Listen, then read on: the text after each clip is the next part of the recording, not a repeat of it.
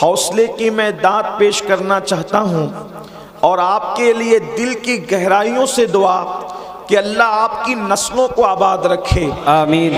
ایسی سردی میں بھی اپنی حاجتوں کو روک کر کے آپ لوگ ہم لوگوں کو برداشت کر رہے ہیں۔ یقیناً یہ میری سنی قوم کی، میری مسلم قوم کی علماء کے ساتھ عقیدتیں اور اپنے مذہب کے ساتھ وفاداری ہے۔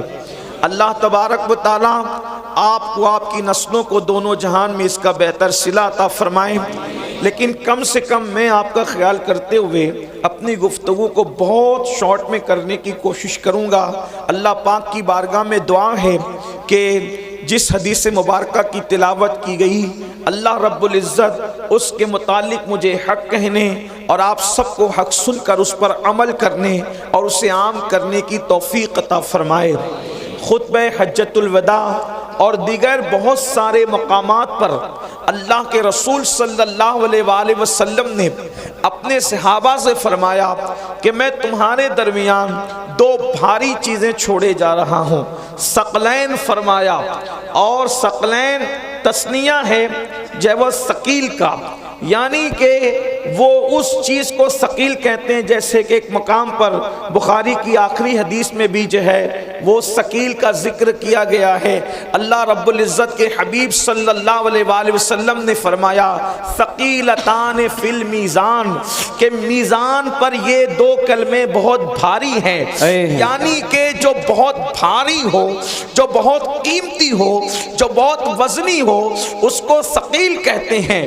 مثال کے طور پر زمین کے متعلق بھی ایک ضابطہ پڑھایا جاتا ہے، کشش ثقل، حالانکہ اس کی حقیقت جو بھی ہو، اس پر جس کا اختلاف اتحاد ہو، وہ کوئی میں جو ہے اختلاف اور بحث و مباحثہ یا مجادلے مناظرے کا کوئی بھی معاملہ شروع کرنے کے لیے نہیں آیا، صرف اپنی بات کو تقویت دینے کے لیے۔ ثقیل اس کو کہتے ہیں جس میں کشش بھی ہو، جس میں کھچاؤ بھی ہو، جو قیمتی بھی ہو، جو مضبوط بھی ہو، جو وزنی بھی ہو، جو بھاری بھی ہو، اور اتنا بھاری ہو کہ اس کو پکڑنے والا بھی ہلکا نہ رہ جائے، اتنی مضبوط ہو کہ اس کو تھامنے والا بھی کمزور نہ رہ جائے، اتنی کشش ہو کہ سب کی جو ہے وہ کھچاؤ ایک طرف ہو اور ان کا اپنا کھچاؤ ایک طرف ہو۔ اگر یہ جملے آپ یاد رکھیں گے تو آپ کو آگے کی گفتگو سمجھ میں آئے گی۔ اللہ کے رسول صلی اللہ علیہ وآلہ وسلم فرماتے ہیں میں دو تم میں ثقیل چیزیں، بھاری چیزیں چھوڑے جا رہا ہوں، دونوں کا دامن تم پکڑے رکھنا۔ اللہ اکبر۔ ایک مقام پر فرمایا جب گمراہی عام ہو جائے، جب گمراہی پھیل جائے، اس وقت تو اپنے داڑوں سے ان دونوں کا دامن پکڑ کے رکھنا، تم کبھی گمراہ نہیں ہو سکو گے۔ اللہ اکبر۔ گمراہی سے بچانے کے لیے دو چیزیں چھوڑی، فرمایا میں اپنے بعد تم میں دو چیزیں چھوڑے جا رہا ہوں، اور وہ دو چیزیں کیا ہے؟ پہلے کے بارے میں فرمایا کتاب اللہ، میں اللہ کی کتاب چھوڑ کر کے جا رہا ہوں، قرآن چھوڑ کر کے جا رہا ہوں۔ پتہ چلا جب گمراہی کے دلدل میں لوگ پھنسنے لگے، جب لوگ گمراہی کے دلدل میں ڈوبنے لگے، اس میں جو دو چیزوں کا دامن پکڑنا ہے، اس میں پہلے نمبر پر فرمایا اللہ کی کتاب قرآن ہے، اس کا دامن پکڑ لینا، گمراہی سے محفوظ ہو جاؤ گے۔ میرے پیارے آقا علیہ الصلوۃ والتسلیم کے پیارے دیوانوں، دوسری چیز پر گفتگو کرنے سے پہلے آج یہ ذرا کتاب اللہ کے متعلق کچھ باتیں سن لیں۔ جی ہو گئی بات؟ ایک بار درود شریف پڑھ لیں۔ اللہم صلی علی سیدنا و شفینا و حبیبنا محمد صلی اللہ تعالی دائما ابدا علی حبیبک خیر الخلق کلہم۔ اصل میں جلسے والوں کو کچھ نہ کچھ اہم باتیں کرنی ہوتی ہے، وہ ضرورت ہے، تو اس لیے اس پہ کوئی ناراض نہیں ہونا چاہیے، ان کو موقع دے دینا چاہیے کہ وہ بات اپنی کر لیں۔ اگر کچھ اور رہ گئی ہو تو وہ بھی فرما لیں، تو تاکہ ضرورت پوری ہو جائے۔ اگر کر سکتے ہیں تو کر لیں، کوئی بات نہیں۔ ایک بار پھر درود شریف پڑھ۔ اللہم صلی علی دائما ابدا علی حبیبک خیر الخلق کلہم، صلاۃ و سلام علیک یا جد الحسن والحسین۔ اصل میں تقریر یاد کر کے نہیں آتا ہوں کہ میں اس کو لفظ و لفظ سنا دوں، وہ جو دل پر وارد ہوتی ہے بات تو پھر وہ بات کہی جاتی ہے تو ذہن سے نکل جاتی ہے، اس کے لیے آپ معاف فرمائیں، ایک بار پھر درود شریف پڑھیں تو بات آتی ہے۔ اللہم صلی علی سیدنا مولانا محمد معدن الجود والکرم وآلہ وصحبہ وبارک وسلم صلاۃ والسلام علیک یا رسول اللہ صلی اللہ علیہ وسلم۔ افروز میاں، میں نے کبھی حقانی تقریر، روحانی تقریر، عرفانی تقریر کا کبھی مطالعہ نہیں کیا ابھی تک موقع نہیں ملا۔ درود شریف پڑھے ایک مرتبہ، اللہم صلی علی سیدنا مولانا محمد معدن الجود والکرم وآلہ وصحبہ وبارک وسلم صلاۃ والسلام علیک یا رسول اللہ صلی اللہ علیہ وسلم۔ عرض کر رہا تھا کہ اللہ کے رسول نے فرمایا میں تم میں دو بھاری چیزیں چھوڑے جا رہا ہوں، اس میں وزن بھی ہے، مضبوطی بھی ہے، کشش بھی ہے۔ پہلی چیز اللہ کی کتاب، بے شک کتاب اللہ، قرآن، اللہ کی کتاب۔ اور یاد رکھنا اللہ کی جتنی کتابیں آئی زمین پر وہ اپنی اصل شکل میں اس وقت موجود نہیں ہے، جو اللہ نے بھیجی تھی اس میں لوگوں نے اس کتاب کے ماننے والوں نے اور اس نبی کے امتیوں نے اس میں ترمیم کر دی۔ اگر جو کتاب نازل ہوئی تھی ہو بہو بغیر کسی ترمیم کے، بغیر کسی اضافے کے، بغیر کسی کمی کے، بغیر کسی زیادتی کے، اگر وہ کتاب بالکل مکمل موجود ہے تو اس کتاب کو قرآن مقدس کہتے ہیں۔ اور الحمدللہ یہ قرآن کا معجزہ ہے کہ جب تک قیامت نہیں آ جاتی، حالات کیسے بھی ہو، حکومت کیسی بھی ہو، مسلمانوں کے حالات کتنے ہی بگڑ جائے، قرآن مقدس میں کبھی تبدیلی ہو نہیں سکتی۔ اس لیے کہ اللہ نے فرمایا، اللہ اکبر، کہ اس قرآن کو ہم نے نازل کیا ہے اور ہم ہی اس کی حفاظت کرنے والے ہیں۔ اللہ اکبر۔ میرے آقا علیہ السلام کے پیارے دیوانوں، اللہ کے رسول نے فرمایا اللہ کی کتاب کا دامن پکڑ لینا۔ ایک بات آپ سے کہنا چاہتا ہوں، یہاں پر ہزاروں کا عاشقان رسول کا جمع غفیر ہے، اس وقت گھر گھر کی کہانی ہے، ہر گھر کی کہانی ہے۔ مولانا میں تکلیف میں ہوں، مولانا میں مصیبت میں ہوں، میں مصیبتوں میں گرفتار ہوں، سب کے مسائل ہیں، لیکن آؤ آج ہم اپنے مسائل کا حل ڈھونڈ لیتے ہیں، اپنے مسائل کا حل تلاش کر لیتے ہیں۔ میرے بھائی اللہ اکبر، اگر تو روزی کے معاملے میں تکلیف میں مبتلا ہے، بچی کو رشتہ نہیں آتا یا کوئی بھی مسئلہ ہے، روزی روٹی کا مسئلہ ہو، بیماری کا مسئلہ ہو، بے چینی کا مسئلہ ہو، بے قراری کا مسئلہ ہو، تکلیف کا مسئلہ ہو، کوئی بھی مسئلہ آپ کا ہو، ایک بات آپ سے کہنا چاہتا ہوں، اس کا حل کیا ہے؟ اس کا حل بہت آسان ہے۔ اللہ کی کتاب کا دامن پکڑ لو، قرآن کا دامن پکڑ لو، قرآن کو تھام لو، مضبوطی کے ساتھ قرآن کو تھام لو۔ آپ جانتے ہیں میرے آقا، ہم سب کے آقا، غیب دا نبی مصطفیٰ جان رحمت صلی اللہ علیہ وآلہ وسلم نے کیا فرمایا؟ آقا فرماتے ہیں جب کسی کا انتقال ہو، جب کسی کا انتقال ہو اور وہ سکرات کی کیفیت میں ہو، جب وہ مرنے والا ہو، موت کے قریب وہ ہو، اس وقت کیا کرو؟ اللہ اکبر، اس وقت اس کے پاس بیٹھ کر سورہ یاسین کی تلاوت کرو۔ توجہ کرنا، میں نے پہلے ہی کہا میں کوئی لمبی گفتگو آج نہیں کروں گا، وقت بہت زیادہ ہوا اور جو ہے وہ سردی کا موسم ہے، لیکن دو باتیں، دو عنوان ہیں، دونوں کے بارے میں ایک ایک بات پیش کر کے بات مکمل کروں گا۔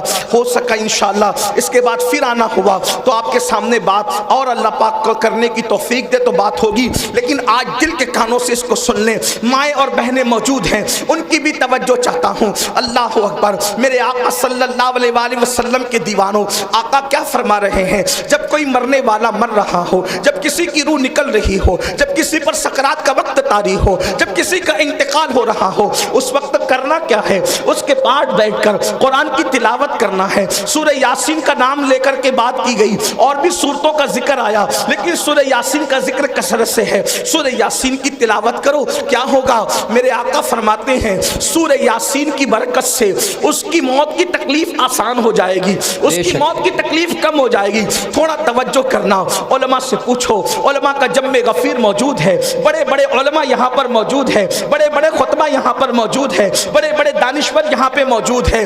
زندگی کی تکلیف کی کوئی حیثیت نہیں ہوتی۔ اس کی وجہ میں آپ کو بتاؤں، دیکھو زندگی میں اگر کوئی تکلیف میں مبتلا ہو تو کم سے کم دوست کہے گا یار تو ٹینشن مت لے، ہم تیری تکلیف کو شیئر کر لیں گے۔ جیسے مثال کے طور پر کاروبار میں نقصان ہو گیا، اگر تیرا دیوالیہ ہو گیا، اگر تیرے پاس جو ہے معاملات ختم ہو گئے پیسے کے، ایک کام کر، ہم سب مل کر کے تیرا ساتھ دیتے ہیں، کچھ پیسے ہم لگا دیتے ہیں، دوست بھی سپورٹ کرتے ہیں، بھائی بھی سپورٹ کرتے ہیں، امی بھی سپورٹ کرتی ہے، بابا بھی سپورٹ کرتے ہیں۔ یعنی دنیا کی کوئی تکلیف ایسی نہیں جس میں سپورٹر نہ مل جائے، جس میں پارٹنر نہ مل جائے، جس میں مددگار نہ مل جائے۔ اللہ اکبر، اگر کوئی تکلیف آتی ہے نا تو دوست کہتے ہیں یار تو پریشان نہ ہو، جہاں تیرا پسینہ گرے گا وہاں ہم اپنا خون گرا دیں گے۔ ماں اپنا پلو جو ہے اپنے بیٹے کے پسینے سے پوچھتی بھی نظر آتی ہے، میرے لال پوری زندگی کی پونجی تج دوں گی لیکن تیرے پیشانی پر مایوسی کی سلوٹیں نہیں دیکھ سکتی۔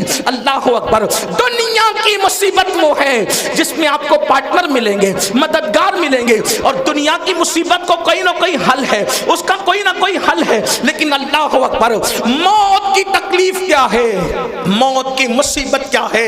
اللہ اکبر، اگر سرہانے بیٹے ایک نہیں 10 بیٹے بھی سرہانے کھڑے ہیں تو باپ کی موت کی تکلیف کو کوئی ایک بیٹا نہیں اٹھا سکتا، کوئی بیٹا اس کو شیئر نہیں کر سکتا، اولاد اس کو شیئر نہیں کر سکتی، بہویں اس کو شیئر نہیں کر سکتی۔ اور موت کی تکلیف کتنی سخت ہے، آئیے اس کی ایک جھلک آپ کو بتا دوں۔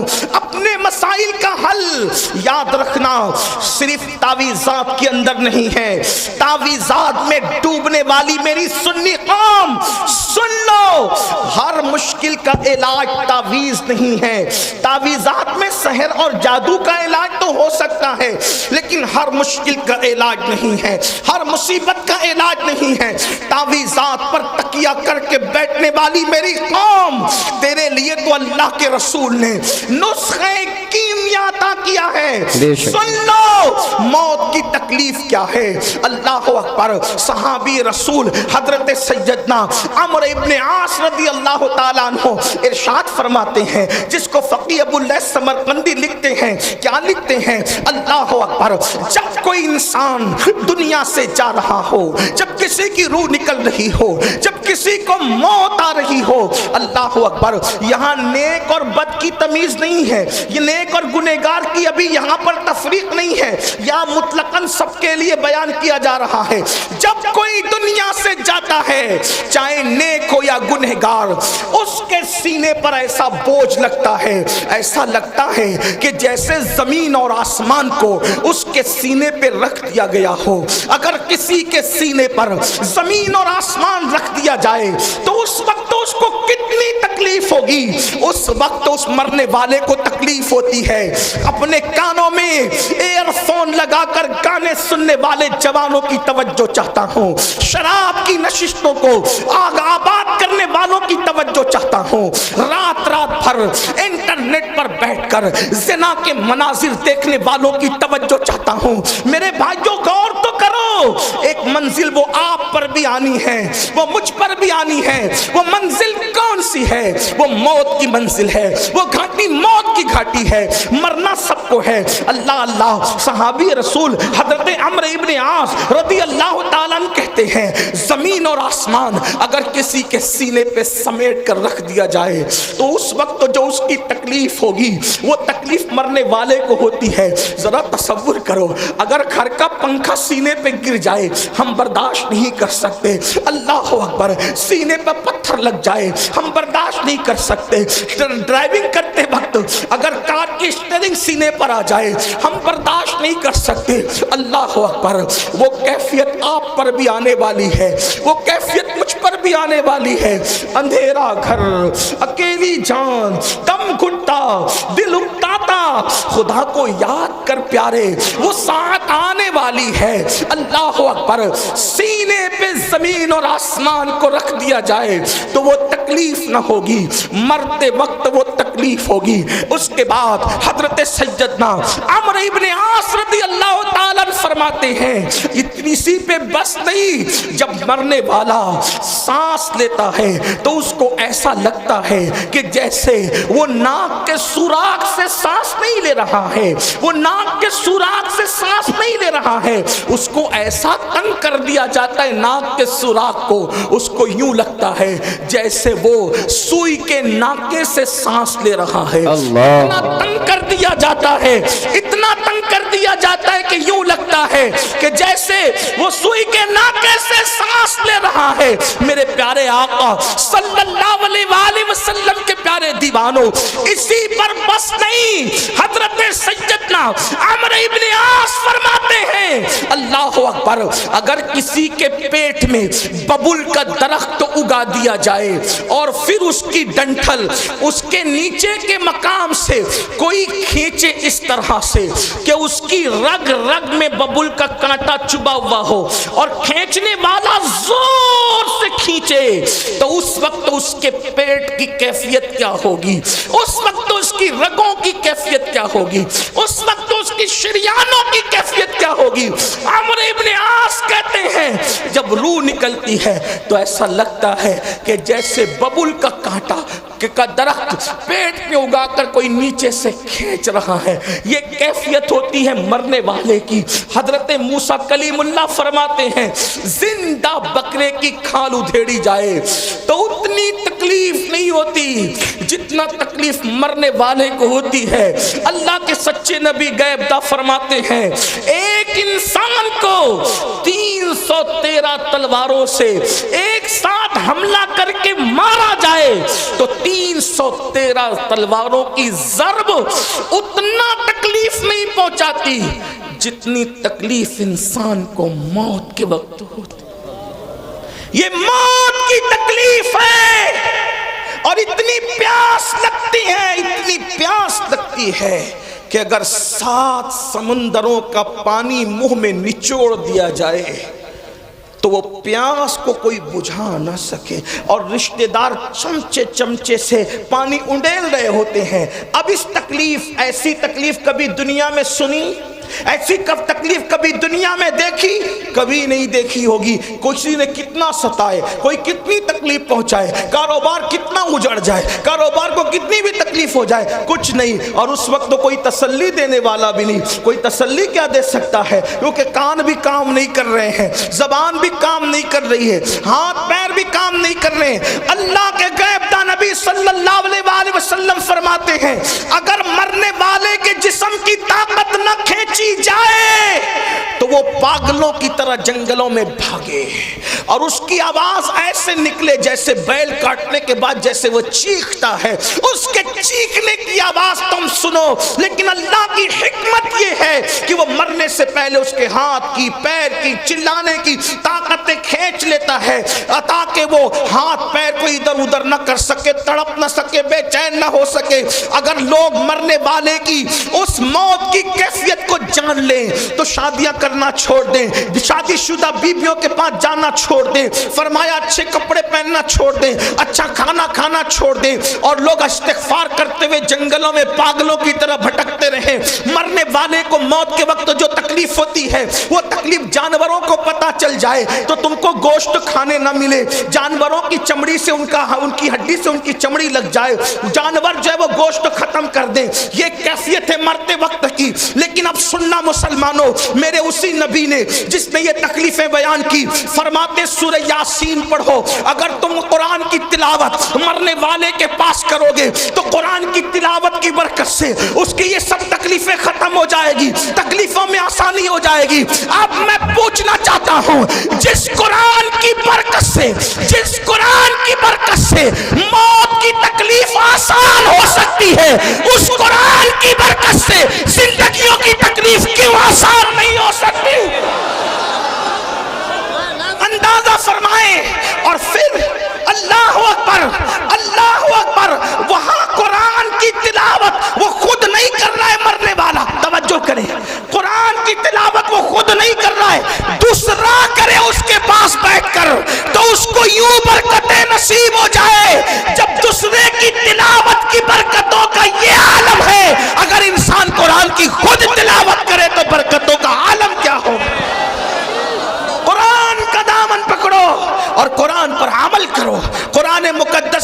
تلاوت نہ کرو بلکہ قرآن پر عمل کرو۔ آپ یہ جو سنتے ہیں نا، قرآن کو تھامنے والی قوم، اے بوریا نشین قوم، وہ قوم جو عرب کی بوریا نشین تھی، وہ قوم جو نمک اور کافور میں فرق نہیں کر پاتی تھی، وہ قوم، اللہ اکبر، جس قوم نے غربت میں زندگی گزاری، جب ان کے پاس قرآن آیا اور انہوں نے قرآن کا دامن پکڑا تو قرآن کا دامن پکڑ کر وہ لوگ جو عرب کے بوریا نشین تھے کیسر و کسریٰ کے تاجدار بن گئے۔ کیسر و کسریٰ کے تاجدار کس نے بنایا؟ قرآن کو تھامنے نے۔ آج میں اپنی قوم کو پہلا پیغام یہ دینا چاہتا ہوں، قرآن تھام لو، قرآن پکڑ لو۔ صرف تیجے 10ویں 20ویں پہ قرآن پڑھنے کی کتاب نہیں، بلکہ قرآن روز پڑھیں اور کنز الایمان ترجمے کے ساتھ پڑھیں۔ قرآن کو ترجمہ کنز الایمان کے ساتھ، اردو زبان میں جو صحیح ترجمے ہوئے ہیں اس میں صحیح ترین ترجموں میں صفحے اول پہ جو ترجمہ ہے اس کو کنز الایمان کہتے ہیں۔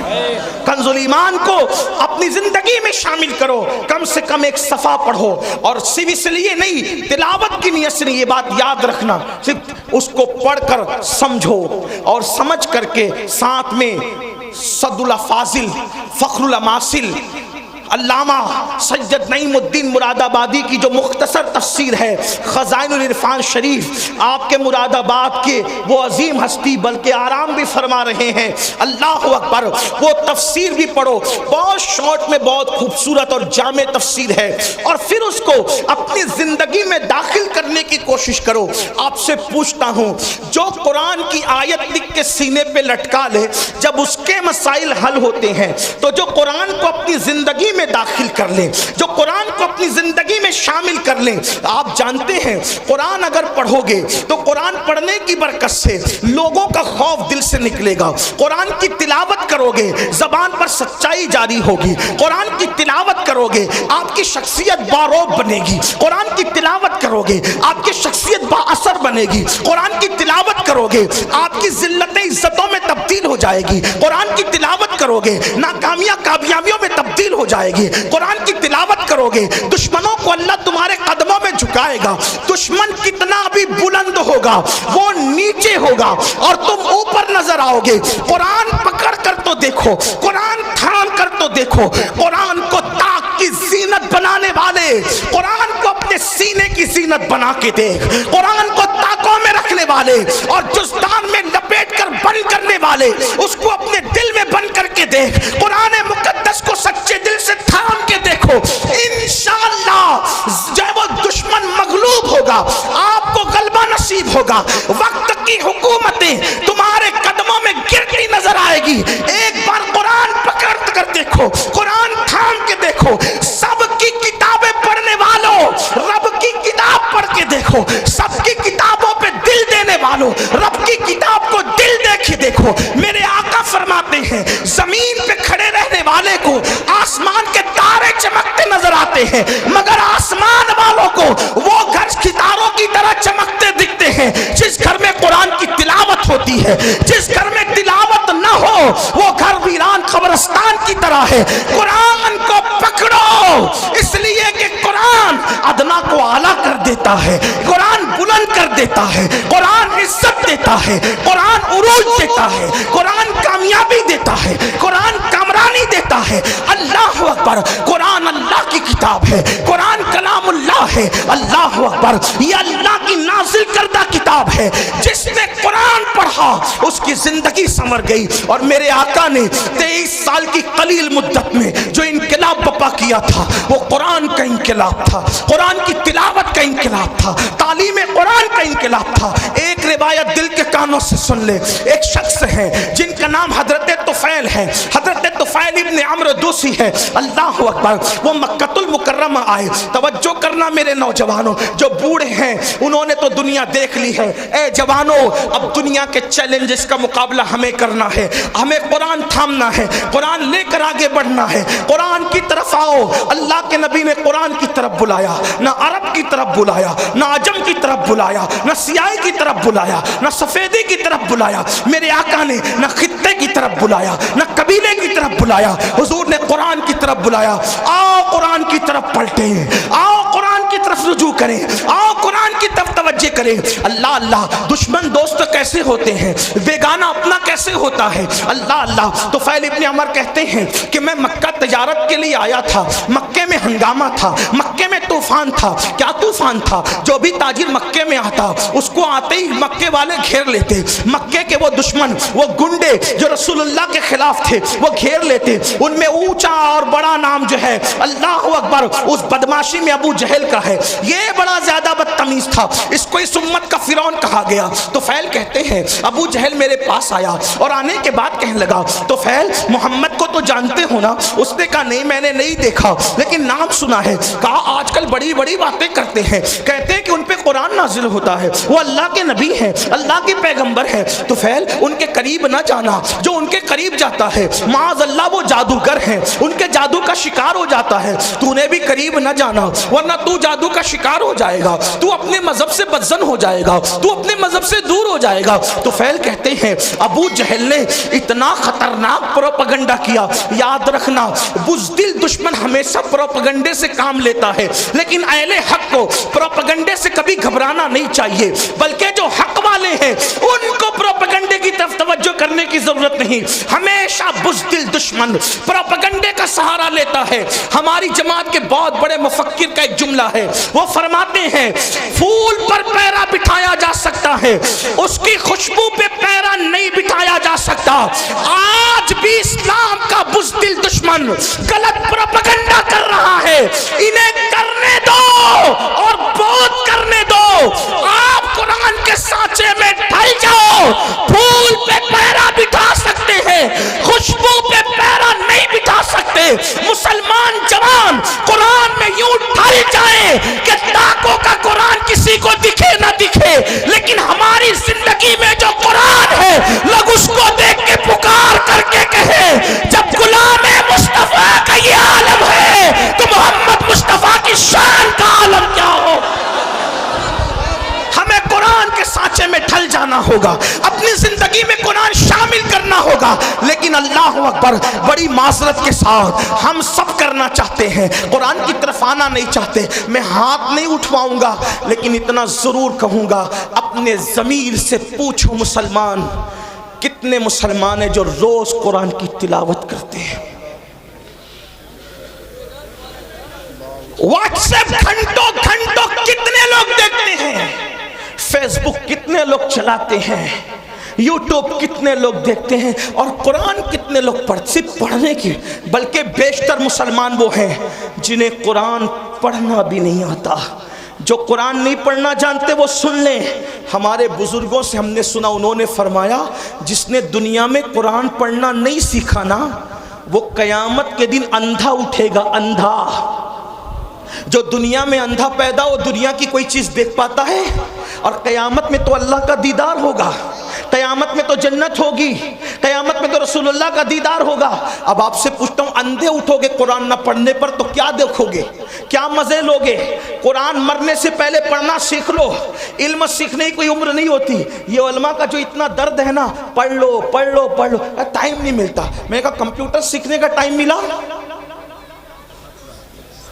ڈاکٹر بننے کا ٹائم ملا، انجینئر بننے کا ٹائم ملا، وکیل بننے کا ٹائم ملا۔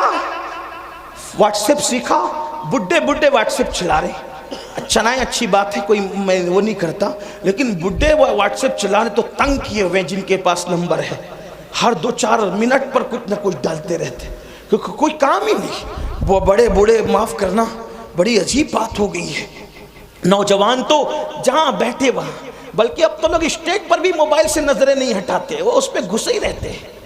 حالانکہ فرمایا گیا جب رسول اللہ کی بات ہو رہی ہو تو اس بات کا احترام ایسے ہی کیا جائے جیسے اگر حضور ہمارے سامنے ظاہر میں موجود ہوتے تو ہم حضور کا کتنا احترام کرتے۔ حضور کی باتوں کا بھی اتنا ہی احترام ہونا چاہیے۔ کیا موبائل موبائل موبائل کا نشہ کاری ہے ایک دم، اور لوگ ہنستے ہیں اصلاح کرنے پر۔ حضور کی باتیں ہو رہی ہے موبائل میں ہے، موبائل لے کر کے کھڑے، موبائل لے کر کے بیٹھے۔ اللہ کے بندو جب پتا ہے کہ بیان ریکارڈ ہو رہا ہے اس میں مل جائے گا، تم اپنا وقت ضائع کیوں کر رہے؟ تمہاری پوری توجہ موبائل پر ہے، تمہاری توجہ حضور کے فرامین پر کب ہے؟